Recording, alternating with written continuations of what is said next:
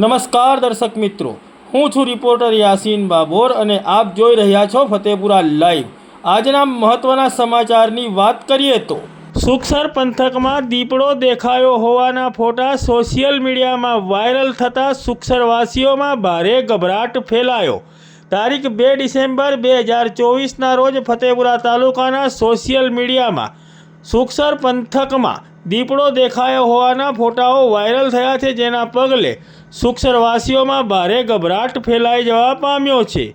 આ બાબતે વન વિભાગ દ્વારા ગંભીરતાથી નોંધ લેવામાં આવે અને સુખસર પંથકમાં દીપડા માટેનું સર્ચ ઓપરેશન કરવામાં આવે તેવી સુખસરવાસીઓની પ્રબળ માંગ ઉઠવા પામી છે। જો કે અહીં ફૂટેજમાં બતાવેલા તમામ ફોટાઓને ફતેપુરા લાઈવ સમર્થન કરતું નથી।